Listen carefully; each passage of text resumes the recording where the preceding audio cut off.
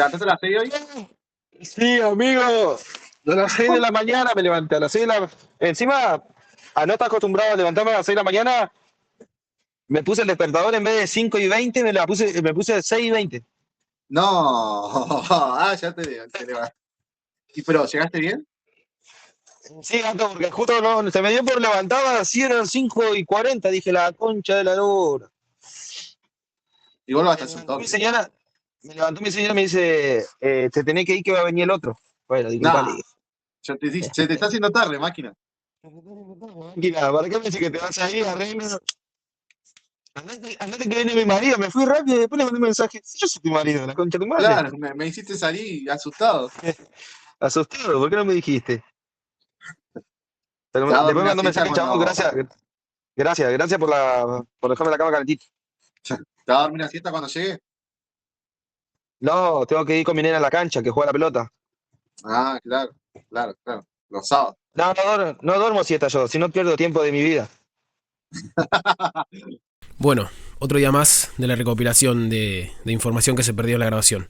Bueno, en esta parte no sé bien a qué se refiere Peloncho con el tema del tiempo para uno mismo y demás, pero lo que intuyo que le dije en este momento fue lo que era el existencialismo como tal, como para arrojar luz a la problemática, ¿no?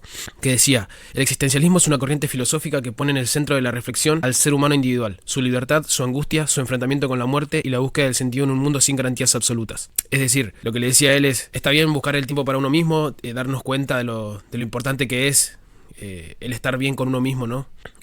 No solo encontrarse uno mismo, porque es muy difícil, creo que eso es algo que lleva toda la vida, ¿no? Pero bueno, más allá de eso, lo importante es identificar cuál es nuestra naturaleza, por así decirlo, ¿no? Cuáles son las cuestiones que nos gustan, las que no nos gustan, hacer el contraste y mientras mayor sea la cantidad de información, de datos, de experiencias y demás que tengamos respecto a un tema o varios temas, vamos a poder contrastar unos con otros y decidir mejor. Por eso posteriormente Walter hace ciertas aclaraciones de que no es necesito tiempo para cualquier boludez. Entonces nada, va por ahí más o menos. Es difícil, porque también tenés que saber algo también de vos mismo, en qué momento podés dedicarte un tiempo a vos y tener en mente, clara la mente para vos decir, yo también necesito un tiempo para mí, necesito un tiempo porque a estar todo el tiempo haciendo otra cosa me olvido de mí mismo. Exacto, tampoco es. Me tomo el tiempo para escabearme en la esquina y sentirme vivo. Yo creo que el existencialismo en cierta manera es incómodo porque te invita a pensar y a replantearte por qué existimos, cuál es mi lugar o mi propósito en el mundo. Hay un bien, hay un mal, hay un destino, está todo predeterminado, tengo opciones, no tengo, quién las tiene. Entonces, claro, entonces el enfrentar todos esos cuestionamientos eh, es incómodo porque en muchas ocasiones no se encuentra la respuesta. No son fáciles de responder, menos si uno no tiene herramientas o elementos como para poder afirmarse o poner paño frío en esa especie de incertidumbre. En esta parte lo que intentamos hacer es abordar el problema de la angustia existencial, teniendo en cuenta que hay muchos trabajadores que no le encuentran una solución con el trabajo y se dedican a los excesos. Algunos deciden terminar su vida por la vía rápida para no afrontar esos problemas. Primero traigo a colación un autor que es Søren Kierkegaard, que nació en 1813 y falleció en 1855. Es considerado el padre del existencialismo cristiano. Vivió en una sociedad altamente religiosa, pero criticó la religiosidad vacía e institucionalizada. Reflexionó sobre la fe, el pecado y la angustia existencial. Sus conceptos principales fueron la angustia como condición de libertad, el salto de fe, la desesperación como enfermedad del yo, el individuo frente a lo ético y lo religioso. Lo que intento hacer es traer ciertos puntos, ¿no? Imaginarnos que cada uno de esos puntos es lo suficientemente grande como para investigarlo, para darle tiempo, para reflexionarlo, etcétera, etcétera, y que es difícil que una persona embutida, vamos a decirlo así, en toda una rutina de trabajo y todas las cosas que se mencionaron al principio, dedique su tiempo a esto. Y sí, creo que si alguien dedica su vida, ¿no? O tiempo de su vida para comprender estas cuestiones, tendría más información, tendría más herramientas para abordar estas problemáticas que ya no tienen que ver con algo sustancial, superfluo o algo así, sino que ya se trata a una profundidad, a una escala más interna y personal, privada, digámoslo así. Entonces, nada, eso llevaría el suficiente tiempo como para una vida completa, solo estos temas. Imagínate la cantidad de temas que hay, imagínense para personas, ¿no? que no nacieron en una familia en la cual le permitían hablar, dialogar sobre estos temas. Entonces, que es la mayoría, ¿no? de los trabajadores, y que todos nos vamos haciendo a los golpes, a los tumbos, y eso es lo que muchas veces torna como un ciclo que no termina nunca. Pero la idea de esto es decir que hay formas de encontrar otras herramientas para abordar estos problemas. Básicamente es eso. A mí me pasó de querer quitarme la vida varias veces en momentos muy angustiados de mí y me aferré también a lo que podía llegar a causar a mi familia que me quería y no tomé esa decisión. Estuve a punto, pero dejé de mirar en mí y dije, si yo me muero, yo me mato, me quito la vida, ¿quién va a sufrir? Mi vieja, mi sobrina y todo. ¿Y vos querés que sufra todas esas personas? Si realmente las querés y son valiosas para vos, ¿no? Claro. Así que estuve en depresión, pero no estuve en depresión solo. Sentía que mi depresión la tenía que pasar solo porque ya era así yo, ya me había criado así y hasta que pude salir. Eso no quita que las personas no estuvieran ahí para mí. Claro. Se instala ese pensamiento individual en que uno puede subsistir solo y en realidad nosotros necesitamos de la sociedad, convivimos dentro de la sociedad.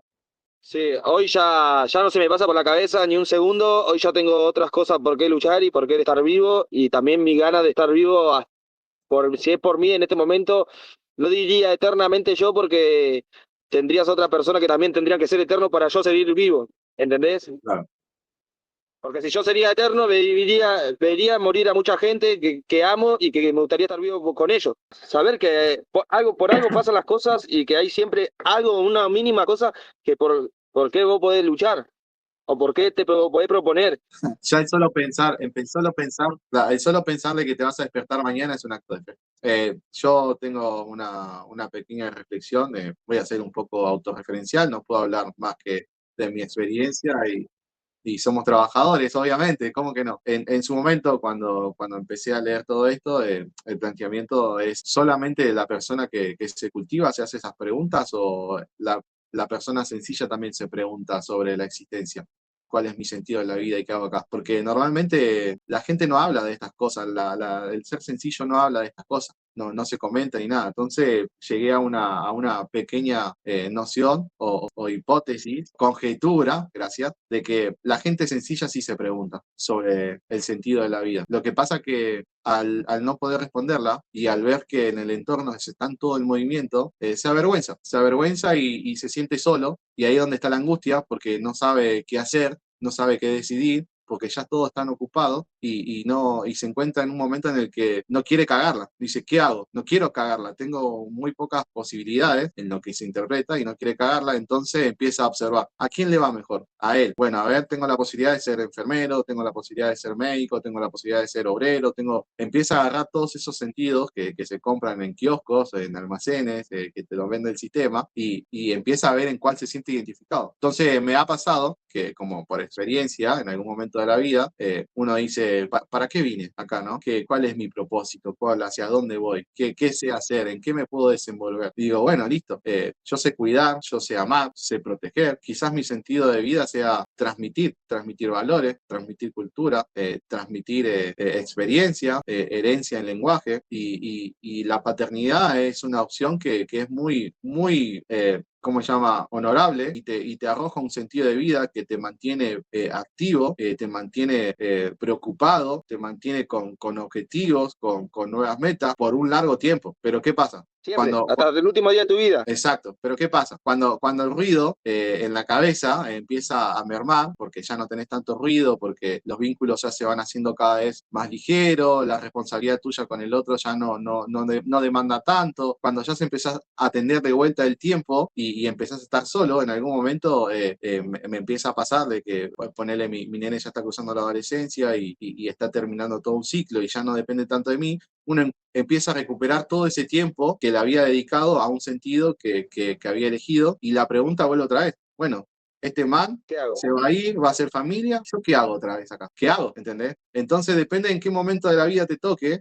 Yo creo que hoy tengo la revancha de poder responder esa pregunta o de intentar transitarla, y mi opción es cultivarme. Digo, bueno, me voy a cultivar y lo voy a encarar desde otro lugar. En su momento no tenía herramientas y agarré algo que tenía al alcance. Pero hoy, bueno, quizás este podcast sea una buena opción, ser creativo, hacer algo diferente, encontrar mis límites, leer autores, leer filosofía, conocer gente. Bueno, esa era una reflexión que yo tenía, y era un poco autorreferencial con lo que... Ahora esperar a ser abuelo. Ahora esperar a ser abuelo y ¿Entendés? vivir esa Claro. experiencia hermosa. Claro, y me dedico a ser abuelo ahora o me dedico a ser padre otra vez. Sí me refugio mucho en sobrinos, sí los adoro, por ahí cada tanto pido alguno prestado y me voy como para encontrarme ese sentido de transferencia y de dejar cosas en cada uno. Pero bueno, aparte de eso quiero también encontrar mi propio sentido, mi propio propósito en este lugar, Disfrutar, en esta tierra. Claro. enfocarte en vos. Albert Camus existió de 1913 a 1960. Nace en Argelia, en Francia, es de origen humilde. Su padre muere en la Primera Guerra Mundial y su madre es analfabeta y casi sorda.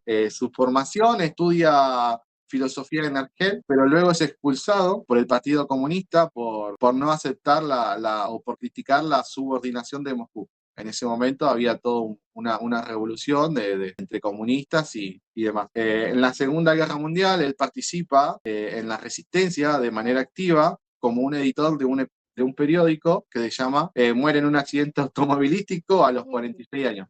Joven, obviamente en 1960. En Europa, en el contexto de él, se vivía consecuencias de la Segunda Guerra Mundial, el totalitarismo, la ocupación nazi, una crisis de sentido, el colapso de la certeza, de las certezas religiosas y de las racionales. Entonces empiezan como a moverse diferentes cuerdas internas en que el individuo empieza a decir, bueno, pero ¿de qué me sujeto? ¿Cómo puedo explicar esto que me está pasando?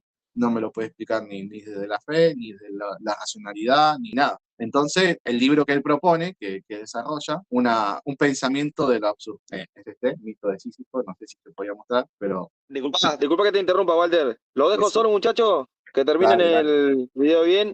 ¿Estamos hablando? Si no, Dale, me voy dale. a quedar sin una hora extra, boludo. Cuídense, muchachos. Nos vemos. Bueno, vamos a sacar el cuero ahora que se fue.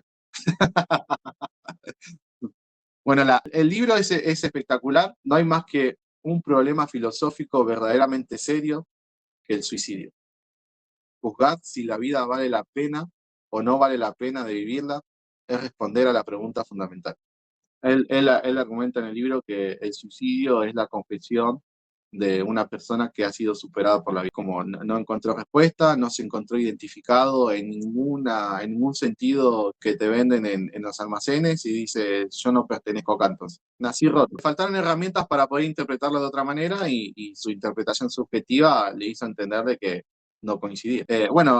Albert Camus, si bien lo asocian al existencialismo, por tener temas en común, como la angustia, el sinsentido y demás, él lo que hace del existencialismo, toma como los muros para explicar su propio pensamiento del absurdo. Hay acá una cita también de lo que es el absurdo. Dice, lo absurdo nace de esta confrontación entre el llamamiento humano y el silencio irrazonable del mundo. Entonces, él dice, el absurdo nace de esa demanda de respuestas del individuo ante un mundo indiferente que no se lo brinda. Por ejemplo, hay autores entre medio, que obviamente no los nombramos, pero que somos finitos, que hay después de la muerte, que el razonamiento no alcanza para explicarlo todo, que la subjetividad tiñe la realidad, que no hay un sentido como tal. Entonces, todos estos son como muros que él va armando que generan un sinsentido, como una especie de absurdo. Es decir, todo esto no me lleva a ningún lado. Si bien se apoya mucho en Kierkegaard, porque fue el que da el concepto de la angustia, que la angustia la toma como esa posibilidad de decidir amplia, pero no saber qué hacer por miedo a cagarla, entonces no hacer nada. Entonces él dice, bueno, él propone y critica, en realidad critica esos sentidos preestablecidos. Él dice, bueno, pero yo no te puedo justificar el sentido mediante la fe porque te estaría vendiendo otro sentido, como los demás que ya estaban a la venta. O sea, porque en realidad no sabemos si Dios existe o cuáles son las prioridades de Dios o bueno, si Dios es responsable del bien y del mal, es todopoderoso y si no es responsable del bien y del mal, entonces ya no es todopoderoso. Empieza a hacer esos juicios morales en la que dice, bueno, la fe me da todo un conjunto de reglas para actuar, pero sigue siendo otro sentido. ¿Qué hay por fuera de ello? Él dice cuestiones como se sostiene en opciones. Dice, para él, el individuo presenta estas opciones. El negarse, que hay un sinsentido, y mentirse. Actuar como si nada pasara de manera automática. Yo soy genial, yo soy feliz, eh, yo estoy bien con mi familia, a pesar de que no la escucho, a pesar de que no estoy, a pesar de que me la paso en la calle, ¿entendés? Entonces él dice, bueno, tiene como primera opción negarse a lo que lo atraviesa y mentirse, por ende, seguir una vida sin sentido. La otra opción, bueno, darse cuenta de todo esto y decidir quitarse la vida porque no coincidir, tener que elegir y enfrentarse a los miedos y decir, bueno, no tolero esto, me suicido. Crear un sentido humano nuevo, que esto le critica a Sartre, que Sartre dice, el ser es responsable de crear sentido para su vida, la esencia precede a la existencia, primero existimos y la existencia y la esencia de nuestra existencia va a venir después con nuestros actos, por lo tanto somos responsables de nuestra esencia. Entonces él critica eso y dice, no creo que tengamos que inventarnos o crear un sentido. Dice, él propone una acción de rebeldía. Si bien Camus o Camus tiene algunas primeras obras que habla sobre el existencialismo, eh, el mito de Sísifo, El extranjero, que es un libro, una novela espectacular, entre otras, pasando más adelante en sus obras, se vuelve un poco más humanista. En este primer plano, en el que estamos hablando nosotros, él habla del individuo como tal, cómo uno debería pararse frente a esta situación. Entonces dice, bueno, podemos actuar de una actitud rebelde mediante la pasión, mediante la comedia y mediante la conquista. Él dice, bueno, ya que sabemos que somos finitos, que probablemente no podemos morir mañana o pasado, ¿por qué no vivirlo con pasión? ¿Por qué no hacer con pasión lo que realmente estoy haciendo hoy? Y no postergarlo para un futuro, no vivir del porvenir. Después propone, por ejemplo, la comedia, decir, bueno, sabemos que estamos insertos en un mundo en el que todos están actuando algo y que probablemente hay muchas personas que no sepan, eh, incluso nuestro entorno más cercano, nuestros parientes, nuestros hermanos, nuestra pareja, nuestros hijos, decidir estar ahí, a pesar de lo que conlleva actuar. Decir, bueno, está bien, están actuando la película del mejor padre, a pesar de que no lo sea, bueno, yo estoy acá igual, voy a poder transitar una vida mediante tu actuación, pero tomando lo real de nuestro vínculo, sabiendo de que, bueno, hay que actuar de alguna manera en este mundo porque si no nos volveríamos locos. Estaríamos con angustia constantemente y no quisiéramos pegar un corchazo. Y la conquista, él habla de que conquistemos experiencias valideras. No cantidad de experiencias, sino calidad de experiencias. Dice, la conquista, él dice que se podría vivir la vida no llenándonos de experiencias para que la vida tenga un sentido, sino de seleccionar las experiencias de calidad para que sea algo real y realmente elegido. O sea, no salir todos los fines de semana para poder tener una anécdota y darle sentido a mi vida, sino salir este fin de semana porque va a ir tal persona, porque voy a tener tales vínculos, porque me hace sentir bien este ambiente y no ser automático. Ese es un poco un pantallazo de lo que propone Camus y de lo que es la filosofía del absurdo. En la parte de la comedia, de que él da un ejemplo sobre un artista que interpreta personas y que interactúa con el mundo, él dice lo que quizás, esto es interpretación mía, ¿no? Quizás lo que él critica del salto de fe sería como bueno, la única opción, además de esta angustia, es el salto de fe. Y él dice, no, elegilo, sí, elegir actuar como un sujeto de fe, además sabiendo de que por ahí no hay certeza, sabiendo que es una incertidumbre, pero bueno, elegilo con convicción, a sabiendas, no eligiendo sin certeza o eligiendo con una mentira, viviendo una mentira. Voy a citar a uno que estuve leyendo, que muy poco, pero que me quedaron nociones, que es Heidegger.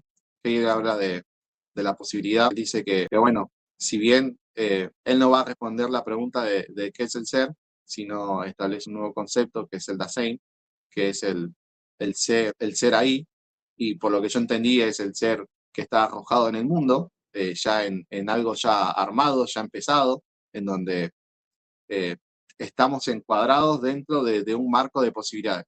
Pero él dice que tengamos las posibilidades no significa que vamos a poder realizarlas todas. Entonces, ahí es donde encuentra la libertad. Pero ¿cómo sabe uno qué posibilidades tiene? Y ahí es donde entra el cultivo. Una medida que se cultiva, empieza a ver en profundidad los límites que realmente tiene y se empieza a desplegar todo un gran panorama de posibilidades, y la libertad está ahí en la que puede elegir qué hacer.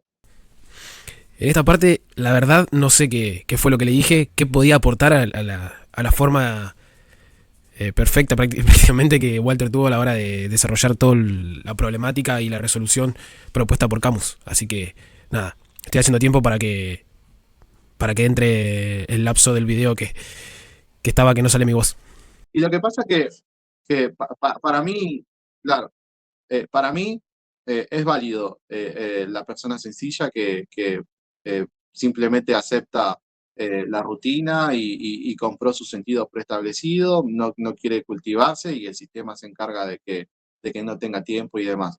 El problema viene en que cuando uno se cultiva y empieza a interpretar ciertas cuestiones, te das cuenta que el peligro no es una persona que está posicionada en un nivel de poder que puede influir de manera negativa o positiva sobre las personas. El problema no es alguien que tenga maldad o alguien que pretenda bondad, sino que el problema es el tonto que puede ser manipulado, porque eso hace que se perpetúen las situaciones en las que nosotros seguimos metidos en esta rutina.